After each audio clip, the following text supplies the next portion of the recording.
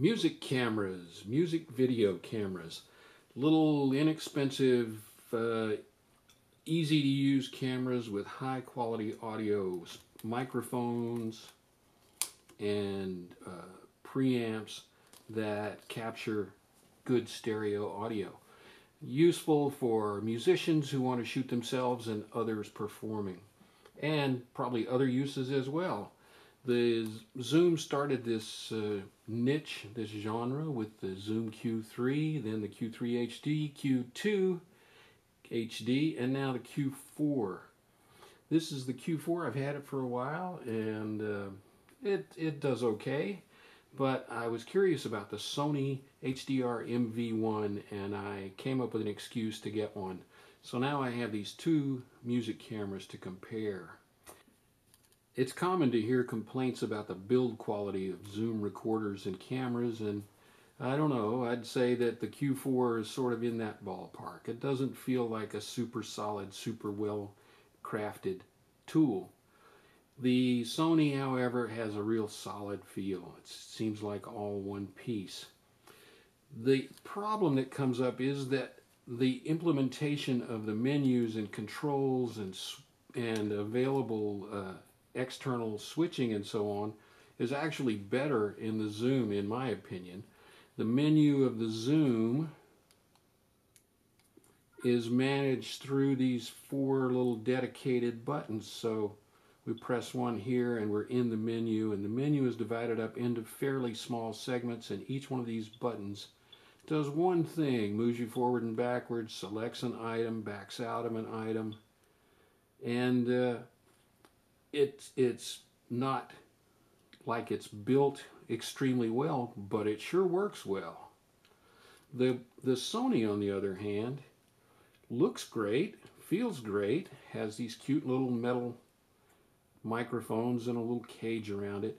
But when you start trying to use the menu, you've got this adorable little joysticky button thing that's metal and cute and chromy, but it's hard to use. And then because it's easy to overshoot what you're trying to select. It happens to me about half the time. Maybe I'll learn better as I go. And then the menu, the audio menu, has a ton of stuff in it not related to audio. I guess they call it camera and audio. So there's lots of settings. The Sony has many more settings than the Zoom, but you have to be prepared to go menu diving to find them. Even the volume controlled, or the mic sensitivity, the mic gain, is controlled inside the menu. Then when you, even though it says camera audio, you actually have to go to a separate menu item to choose the quality levels, the resolution of your video and so on. So the organization of the menu is not optimal to me, and this little joystick control is not as good as the Zoom, at least in terms of functionality and use.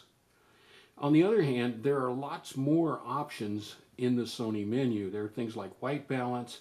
You can control the volume, the microphone gain in 17 steps instead of 3 like the Zoom. And there's separate controls for the external mic and internal mic controls. And you can also choose between a mic input and a line level input, all in the menu. The Zoom has 3 mic sensitivity levels, and they apply both to the internal and external. And they don't cover as wide a range from the least to the greatest as the Sony, nor do they have the degree of control in between. So, for control, the Sony has a lot more control, a lot more features, a lot more settings. The Zoom has easier access to its settings. A couple of little gadgets that came with. The Sony came with a lens cap. Seems like a minor deal, but darn, I sure like to keep my lens covered when I'm not using it so I don't scratch it or get it dirty. But the Zoom came with a windsock. That's not available for the Sony. I've not been able to find one. And I can see by looking at this design that it's going to be hard to find a windsock that will fit over the microphones, protect from the wind, but not get in the way of the lens. So that's kind of a trade-off. I mean, I'd actually rather have a windsock than the lens cover, because without the windsock, you basically can't use these cameras outdoors. I have a sample that I shot outdoors, and you can hear how much wind noise you pick up even on a fairly still day. When I got the Zoom Q4, one of the reasons I bought it, maybe the main reason I bought it was this articulated view screen. This is a great feature when you're trying to shoot video of yourself, a look at me play guitar video kind of thing, so that you can get your framing right without having to shoot sample videos, look at them, adjust the camera, and so on. So the ability to have this little articulated view screen face you when you're in front of the camera is a big benefit. The view screen, the screen on the Sony is on the side of the camera, and it's basically useless except for navigating the menu. You can't see it when you're in front of the camera. You can't even really use it to point the camera. I guess you can, but it takes some getting used to because you're shooting sideways instead of down the barrel. But the Sony implements Wi-Fi. So you can control your camera, you can check your framing and start and stop recording from your smartphone or tablet. And that's a huge feature. That beats the articulated view screen in my opinion. There are two details about the Sony that annoy me. First of all, it uses a micro SD card for storage. And I just hate these things. They're tiny, they're flimsy, they're easy to drop and hard to find when you do. And you have to use an adapter every time you want to stick them into a card reader. So the Zoom uses a conventional SD card. And I think that's worth pointing out. It's an annoyance. The other thing that I find much preferable about the Zoom is the ability to use a simple USB power source to power the camera while you're recording, so you don't have to worry about battery life. With the Sony, when I use a USB power source to power the camera, it tells me that I can't shoot video using USB power.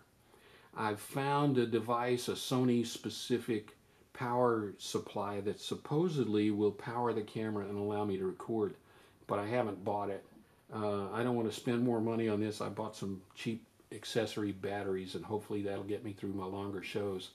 One final difference between the two is the lens and the field of view. The Sony has a wider lens and a wider field of view than the Zoom 18 millimeter lens in full frame equivalent compared to a 22 millimeter full frame equivalent lens on the Zoom. The Zoom, however, has two fields of view. You can punch in with a kind of digital zoom, I guess. It doesn't seem to affect the quality that much, not that I can notice. And so you have the ability to get closer to a subject if you need to. However, the Sony, even though it has a wider angle, has less fisheye effect. And it really annoys me when I use the Zoom. Straight lines on the side of the frame become curved, and we'll shoot a little demo and you can see that. So those are the differences between the two cameras. Now we'll pull up some clips and compare how they shoot and how they sound when they're doing look at me play guitar videos. And I hope you find it useful.